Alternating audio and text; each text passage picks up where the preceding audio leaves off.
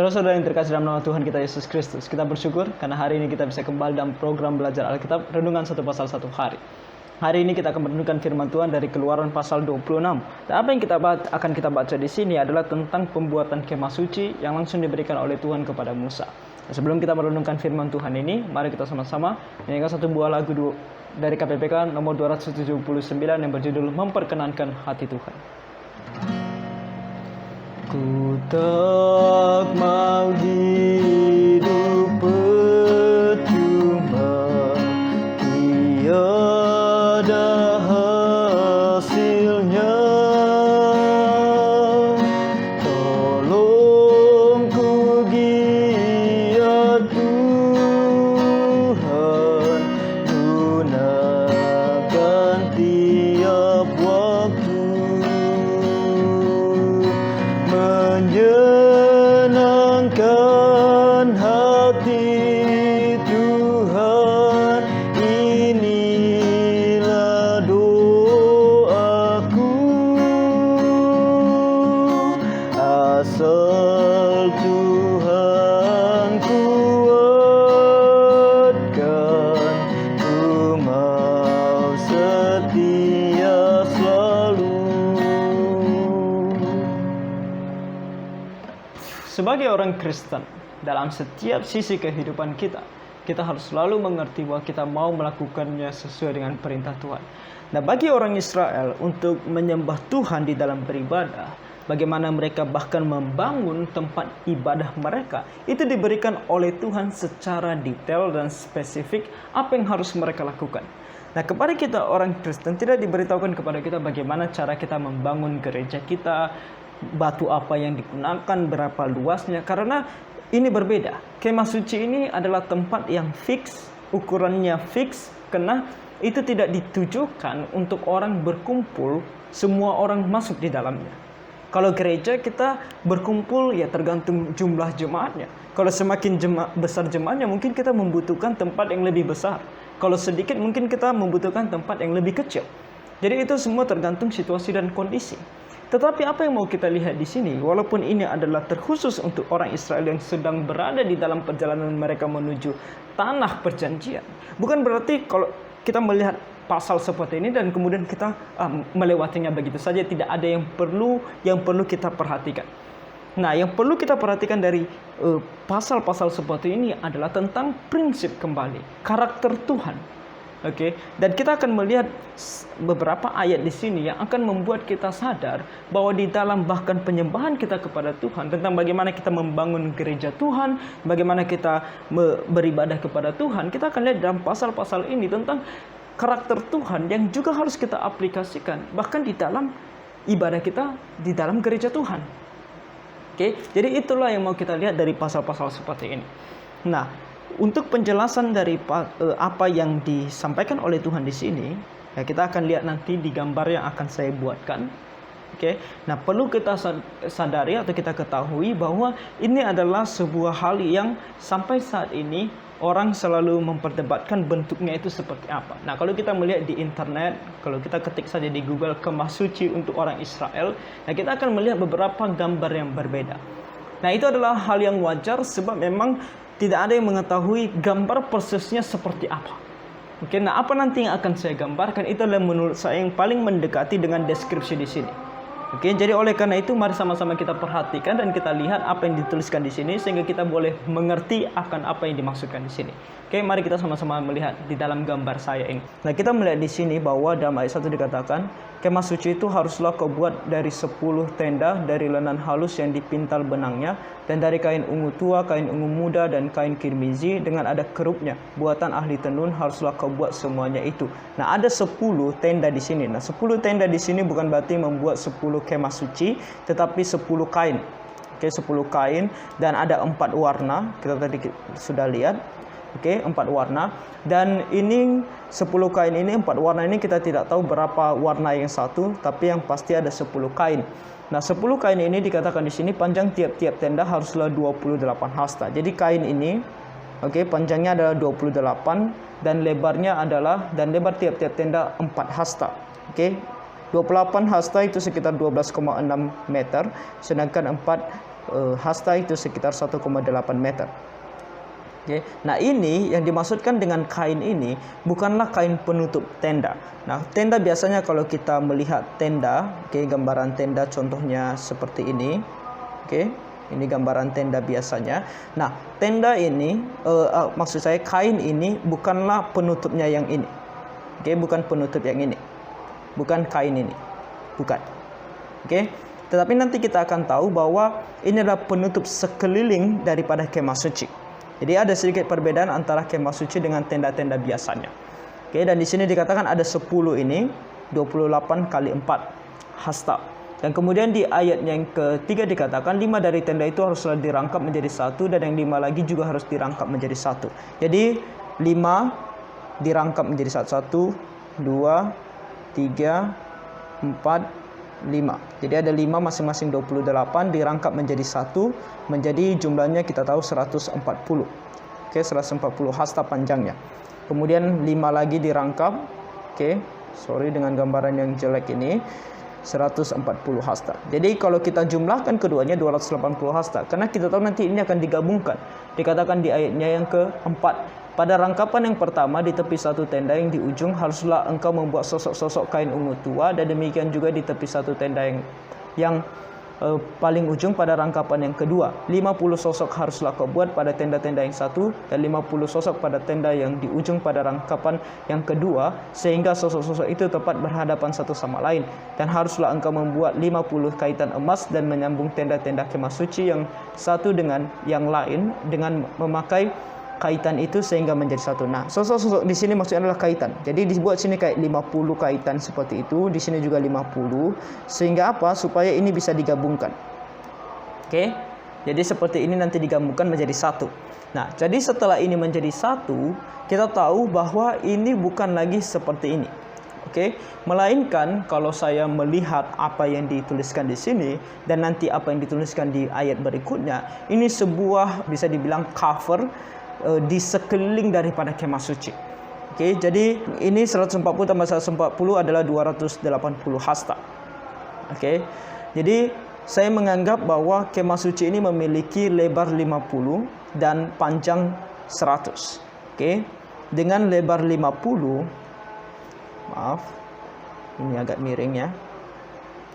Nah, contohnya ini lebarnya, kemudian ini panjangnya. Oke, kemudian tentu di sini ada pintunya. Oke, ada pintu untuk masuk. Jadi contohnya ini 50, ini 100 hasta, ini juga 100 hasta, maka kita memiliki 250 hasta. Nah, tadi kan ada 280 hasta. Nah, ini tentu juga adalah seharusnya 50 hasta. Oke, dari sini ke sini 50. Jadi kan kita kekurangan, kalau ini 300 hasta, ya kan? Kalau ini semua 300 hasta kelilingnya, maka kita 20 hasta lagi. Oke, berarti saya anggap inilah yang 20 hasta. Oke. Nah, kalau penyambung ini tadi yang kita sambung ini ada di belakang sini. Oke, ada di belakang sini, maka ini kalau kita bagi dua, ini ada 25, ini ada 25 hasta panjangnya. Oke, 25 hasta. Saya mungkin menggunakan warna merah supaya kita lebih jelas. Nah, di sini 25, di sini 25. Oke, sedangkan masing-masing kain tadi panjangnya 28. Berarti di sini lebih 3 hasta, di sini lebih 3 hasta. Oke, kemudian di sini ada 28. Oke, di sini ada 28. Oke, dan di sini juga ada 28. Nah, nanti kita akan jumlahkan bahwa ini semua harus 140. Oke. Nah, 100 berarti ada 5 ya seharusnya. 1 2 3 4. Nah, ini 5. Jadi di sini seharusnya 28 karena ini 20 hasta, berarti ini masing-masing 15, ini masing-masing 15. 28 dikurang 15 berarti di sini 13, di sini juga 13. Jadi seperti ini. Kira-kira seperti ini. Oke, ini masing-masing 28. Oke, jadi semua tadi digabung menjadi sekeliling daripada kemah suci dengan tinggi 1,8 meter atau 4 hasta. Oke, jadi inilah yang dimaksudkan di dalam Keluaran pasal 26 ayat 1 sampai 6. Oke, jadi sekeliling ini. Nah, penutupnya atau apa nanti kita akan membaca berikutnya. Kita lanjutkan dengan ayat 7 sampai ayat yang ke-14. Nah, di sini kita melihat ada kain lain yang harus dipersiapkan dan dibuat.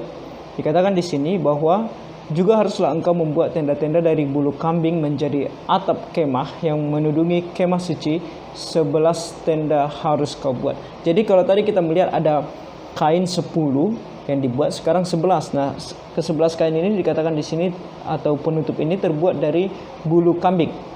Oke, dari kulit kambing. Jadi dibuat 11. Oke, ada 11 tenda dari bulu kambing. Oke. Dan di sini dikatakan bahwa panjang tiap-tiap tenda harus 30 hasta dan lebar tiap-tiap tenda 4 hasta. Jadi panjangnya sedikit berbeda, yaitu 30 hasta, lebarnya 4, sama seperti yang tadi. Dan kemudian ini yang 11 tenda itu harus sama ukurannya. Jadi ada 11. Nah, 5 dari tenda itu haruslah kau sambung dengan tersendiri, dan 6 dari tenda itu dengan tersendiri, dan tenda yang ke-6 haruslah kau lipat 2 di sebelah depan kemah itu. Nah, dikatakan di sini jadi disambung. Kalau tadi disambung 5, ini disambung 5 dan 6. Jadi 2, 3, 4, 5. Oke, jadi 30 kali 5 150. Oke, dan kemudian yang kedua itu 6. 1, 2, 3, 4, 5, 6. Oke, kali 30 berarti ini ada 180. Nah, jadi 180 ini kemudian nanti dikatakan di sini ini harus disambung lagi. Haruslah engkau membuat 50 sosok pada rangkapan yang pertama di tepi satu tenda yang di ujung, dan 50 sosok di tepi satu tenda pada rangkapan yang kedua. Haruslah engkau membuat 50 kaitan tembaga dan memasukkan kaitan itu ke dalam sosok-sosok dan menyambung tenda-tenda kemah itu supaya menjadi satu. Nah, di sini kembali seperti yang tadi disambung. Oke, disambung.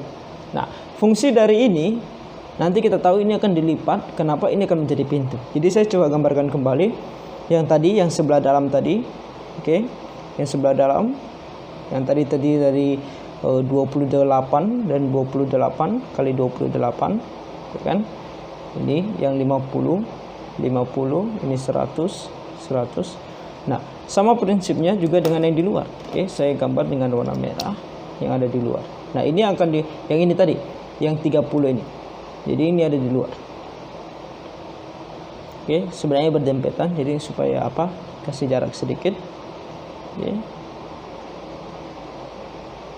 Nah, sampai di sini kita tahu bahwa sampai di sini dia seharusnya 100, ya kan? Sampai di sini ini 50, ini 100 sampai di sini. Nah, kalau ini 50, kalau persambungan ini ada di sini. Oke, kalau persambungannya ada di sini, maka kita tahu ini dibagi 2, ini 25. Ini 25. Oke, berarti sisanya di sini ada 5. Oke, 5. Nah, kalau ini 100 dikurangi 5, ini 95.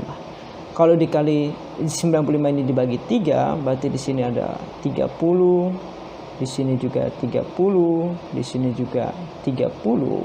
Berarti sisa di sini seharusnya 5. Oke, di sini 5. Ya kan, baru 30, 90 tambah 5, 10, 100. Oke, begitu juga di sini. Oke. Sini ada 30, 30, 30, sini 5. Oke. Nah, di sini sudah ada 5. Nah, ini harus ada 5 juga. 1, 2, 3, 4, 5.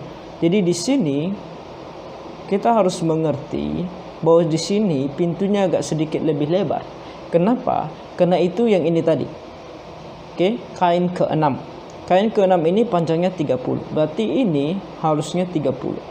Nah, kalau ini 30, maka ini tinggal 10, ini tinggal 10.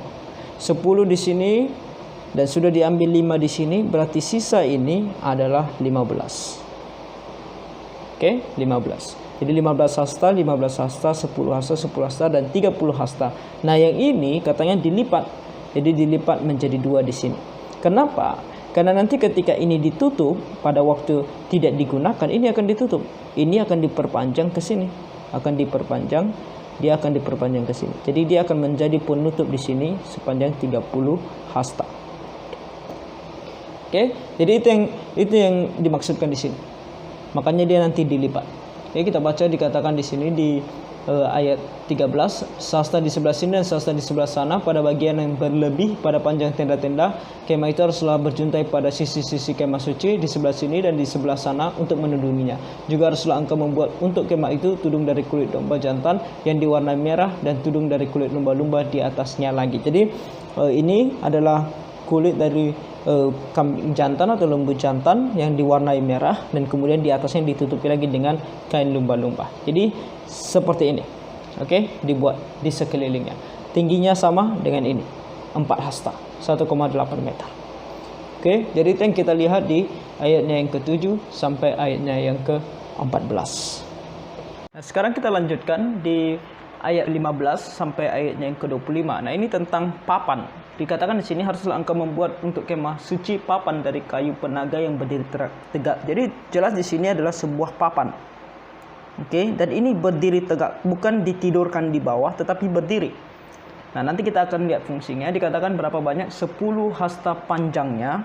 Oke, 10 hasta panjangnya. Kalau kita bandingkan tadi dengan tinggi daripada penutup tadi bagian luar dan bagian dalam itu hanya 4 hasta. Kalau ini 10 hasta berarti dia jauh lebih tinggi. Oke, 10 hasta ini sekitar 4,5 meter. Oke, dan dia berbentuk papan karena di sini dikatakan bahwa dan 1,5 hasta lebarnya tiap-tiap papan. Berarti 1,5 hasta lebarnya. Oke, ini dibuat seperti ini karena sangat penting untuk dia bisa kokoh berdiri untuk menahan nanti penutupnya. Penutup daripada kemah suci.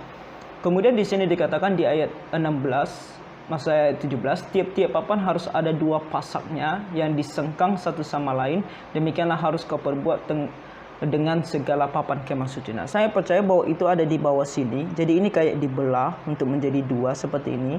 Untuk nanti diletakkan di sini alasnya. Nah, alasnya dikatakan di ayat 18, bahwa haruslah engkau membuat papan-papan untuk kemah suci, 20 papan pada sebelah selatan, dan haruslah kau buat 40 alas perak di bawah kedua 20 papan itu, 2 alas di bawah satu papan untuk kedua pasaknya, dan seterusnya 2 alas di bawah setiap papan untuk kedua pasaknya.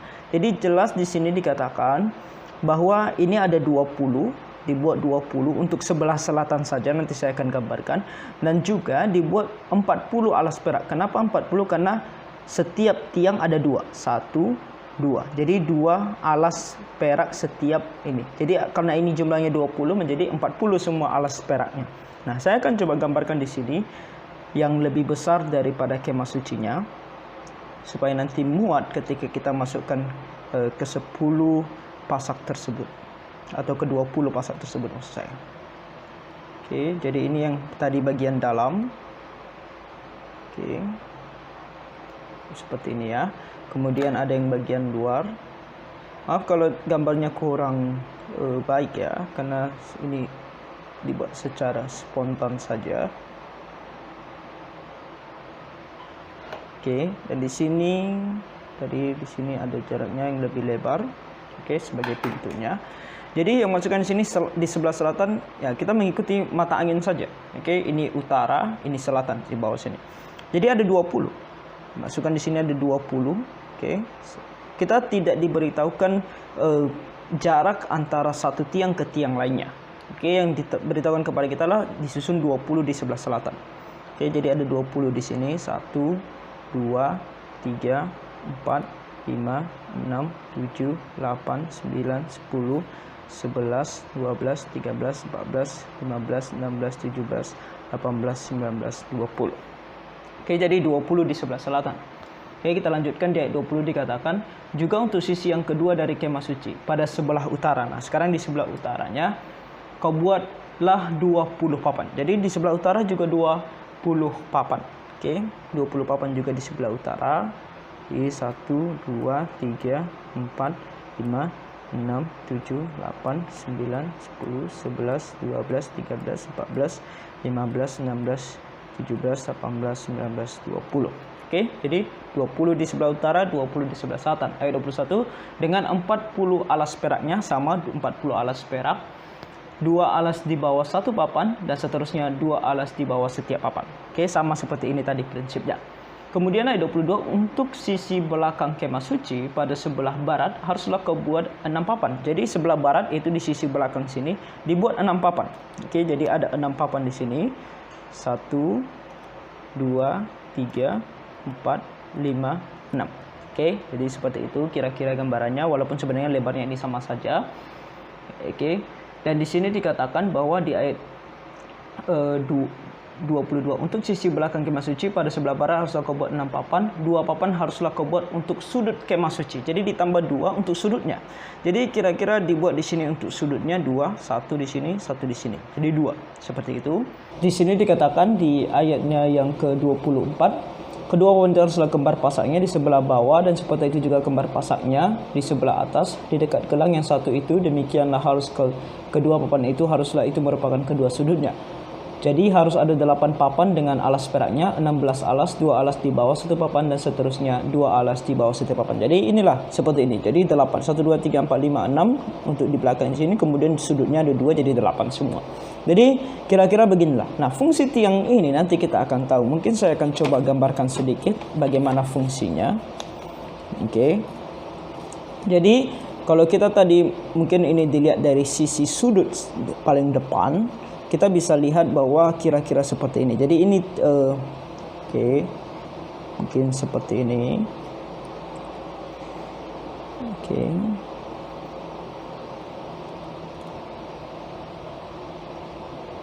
Nah, ini adalah tadi kain-kain tadi yang tadi dari 4 warna tadi yang di dalam, dan juga yang di luar tentunya. Yang tadi kita tahu bahwa ini masing-masing 28, yang di dalam, yang di luar 30, ingat. Oke, jadi sudah berdiri. Jadi ini tingginya 4 hasta. Oke, 4 hasta. Jadi ini bagian depannya. Oke, contohnya ini bagian depan. Oke, kemudian di sini ada pintunya kan. Ini jalan orang masuk. Oke, dan ini bagian depan. Oke. Nah, ini kan hanya penutupnya di luar dan di dalam. Oke, bagaimana dengan atapnya? Nah, untuk menyangga atapnya tadi dibuatlah papan tadi. Oke, dibuatlah papan-papan tadi. Oke, yang tingginya tadi 10 hasta. Oke, seperti ini. Jadi kira-kira seperti ini, salah satu di antara ke-20 tadi, berarti panjang lagi sebenarnya ke belakang. Oke. Jadi ini akan dijadikan tempat mengaitkan apanya? Penutupnya. Jadi kira-kira saya gambar lagi sedikit di sini. Oke. Beberapa di sini. Inilah papan-papan tadi. Oke. Papan-papan penyangga tadi. Oke, seperti ini kira-kira. Seperti ini. Nah, kemudian di sinilah dikaitkan nanti penutupnya. Oke, ini penutupnya, kain penutup. Nah, di sini juga pasti ada. Oke, yang tadi papan itu. Oke. Papan itu mungkin sampai ke tanah seperti ini. Nah, kemudian di sini dikaitkan. Ini adalah kain penutup. Nanti kita akan lihat tentang kain penutup ini, dan kemudian di sini dibuatkanlah kain penutup tersebut. Yang kemudian nanti juga ini akan dikaitkan di sini. Jadi ini kain penutupnya. Jadi guna dari papan ini adalah menyangga di dalam sini, penyangga untuk kain ini dari sini bisa dibentangkan seperti ini. Dibentangkan seperti ini. Nah, kira-kira beginilah dia. Sini ada kayu itu juga. Jadi inilah dia. Jadi di sinilah pintu masuknya. Dari kemah tersebut. Nanti kita akan tahu ini sampai di sini nanti akan ditutup juga. Jadi ditutup. Tertutup semua di sini. Jadi kira-kira begitu. Jadi itulah fungsi dari tiang-tiang penyangga tadi. Semoga kita bisa mengerti. Kita akan lanjut. Nah, kita lanjutkan di ayatnya yang ke-26 sampai ayatnya yang ke-30. Dikatakan untuk tadi menyambungkan papan-papan ini, dikatakan mereka harus membuat 5 kayu lintang. Di sini dikatakan juga harus aku buat kayu lintang dari kayu penaga, 5 untuk papan-papan pada sisi yang satu dari kemah suci. Jadi untuk sisi yang satu ini 5. Saya begini ya. 5 untuk seberapa panjang dan seberapa banyak dari kayu lintang ini yang yang dihubungkan dalam satu kayu lintang tidak diberitahukan kepada kita, tetapi di sini dibutuhkan 5, itu intinya, dan 5 kayu lintang untuk papan-papan pada sisi yang kedua, sisi yang ini juga 5, dan 5 kayu lintang untuk papan-papan pada sisi kemah suci yang merupakan sisi belakangnya, yang ini 5 pada sebelah barat, dan kayu lintang yang di tengah-tengah papan itu haruslah melintang terus dari ujung ke ujung. Papan-papan itu haruslah kau salut dengan emas. Gelang-gelang itu haruslah kau buat dari emas supaya tempat memasukkan kayu-kayu lintang itu. Dan kayu-kayu lintang itu haruslah kau salut dengan emas. Kemudian haruslah kau dirikan kemah suci itu sesuai dengan rancangan yang telah ditunjukkan kepadamu di atas gunung itu. Jadi setiap kelima itu, contohnya di sini 5, berarti kalau ini 20 berarti 4 kan seperti ini, 4. Kemudian ini 4 disambung seperti ini, 4 disambung, kemudian ini 4 disambung, kemudian ini 4. Nah, ini kayu lintangnya. Nah, setiap kayu lintang ini akan disambung dengan berbalutkan emas sebagai gelangnya. Itu yang dimaksudkan. Jadi emas di sini. Untuk supaya dia menjadi kuat. Oke, karena emas adalah logam yang keras, jadi di sini. Dan kenapa emas diminta oleh Tuhan ya? Karena dia mau emas. Itu saja. Jadi di sini juga 5. Bagaimana pembagiannya itu kita tidak diberitahukan. Jadi itulah fungsinya kelima kayu lintang ini. Nah, kemudian di ayat 31 diberitahukan kepada kita tentang ada nanti sebuah tirai pemisah. Di sini dikatakan di ayat 31, haruslah kau buat tabir dari kain ungu tua dan kain ungu muda, kain kirmizi dan lenan halus yang dipintal benangnya, haruslah dibuat dengan ada kerupnya buatan ahli tenun. Haruslah engkau menggantungkan pada 4 tiang dari kayu penaga yang disalut dengan emas, dengan ada kaitannya dari emas berdasarkan 4 alas perak. Haruslah tabir itu kau gantungkan pada kaitan penyambung tenda itu, dan haruslah kau bawa tabut hukum ke sana, ke belakang tabir itu, sehingga tabir itu menjadi pemisah bagimu antara tempat kudus dan tempat maha kudus. Jadi di sini akan dibuat sebuah tabir. Sebuah tirai pemisah yang dikaitkan ke atas 4 tiang. 1, 2, 3, 4 seperti itu. Jadi di sini ada tiang untuk mengaitkannya. Nah, inilah yang kita kenal sebagai tempat maha kudus. Tempat maha kudus. Dan ini adalah tempat kudus. Dan di sini dikatakan bahwa di sinilah akan ditaruh tabut perjanjian. Tabut perjanjian. Nah, kalau kita mengerti akan hal ini, kita akan tahu bahwa inilah tabir yang terbelah ketika Tuhan Yesus disalibkan. Inilah tabirnya. Jadi ini tabir ini terbelah untuk memberitahukan kepada kita, karena Tuhan Yesus sudah disalibkan di atas kayu salib, maka yang namanya tempat maha kudus yang awalnya atau pada masa zaman Israel nantinya hanya boleh dimasuki oleh para imam kepala, sekarang boleh dimasuki oleh siapa saja, karena perantara kita bukan lagi para imam, melainkan langsung kepada Tuhan Yesus sendiri. Jadi inilah tirai tersebut, yang dimana di sini tidak boleh masuk orang sembarangan. Dan di sini dikatakan, kemudian ayat 34, tutup pendamaian itu haruslah kau letakkan di atas tabut hukum di dalam tempat maha kudus. Meja itu haruslah kau taruh di depan tabir itu, dan kandil itu berhadapan dengan meja itu pada sisi selatan dari kemah suci, dan meja itu haruslah kau tempatkan pada sisi utara. Jadi kalau tutup pendamaian yang ada di atas tabut itu dimasukkan di sini, di dalam tempat maha kudus. Tetapi dikatakan di sini bahwa meja itu haruslah kau taruh di depan tabir itu, dan kandil itu berhadapan dengan meja itu pada sisi selatan dari kemah suci. Jadi di sini ingat bahwa ada namanya meja sajian, roti sajian. Jadi meja roti sajian di sebelah utara, ini meja. Dan di sebelah selatan inilah yang disebut sebagai kandil atau tempat lampu tersebut. Ingat tempat lampu. Nah, di sini dia, di sebelah selatan. Jadi beginilah gambarannya yang ada di dalam kemah suci. Kita lanjut di ayat 36 sampai 37. Juga haruslah kau buat tirai untuk pintu kemah itu dari kain ungu tua, kain ungu muda, kain kirmizi dan lenan halus yang dipintal benangnya. tenunan yang berwarna-warna. Haruslah kau buat 5 tiang dari kayu penaga untuk tirai itu, dan kau salutkan itu dengan emas, dengan ada kaitannya dari emas, dan untuk itu haruslah kau tuang 5 alas dari tembaga. Jadi di sini, di bagian penutupnya dibuat 5 tiang. Jadi di bagian penutupnya ini dibuat 5 tiang. 1, 2, 3. Maksud saya 1, 2, 3, 4, di sini 5. 1, 2, 3, 4, 5. Untuk menyangga daripada tirai yang akan ditaruh di sini sebagai penutupnya. Ingat kalau yang ini tadi ada penutupnya kan, di sini sudah dilipat di sini untuk nanti dibentangkan ke sini. Kalau di sini belum, jadi dibuat lagi tirai untuk menutupinya. Jadi itulah yang dilakukan atau tentang pembuatan kemah suci. Jadi di atasnya akan dibentangkan kain, jadi seperti ini, kira-kira seperti ini tadi. Jadi di sini tadi ada ketiga tiang itu, 1, 2, 3, 4, 5 sebagai penutupnya. Tirai untuk menutupinya. Jadi di sinilah orang masuk. Nah apa yang kita baca di pasal 27 akan ada nanti perpanjangan dari sini, halamannya. Halamannya, tempat di mana mereka akan melaksanakan seperti pembakaran korban dan sebagainya.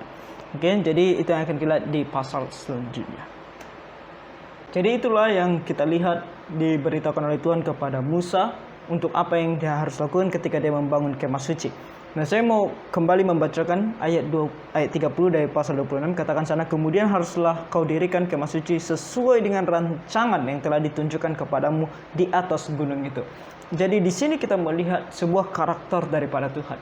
Firman yang dia berikan kepada Musa dan juga kepada kita adalah firman yang dimana kita harus mengikutinya.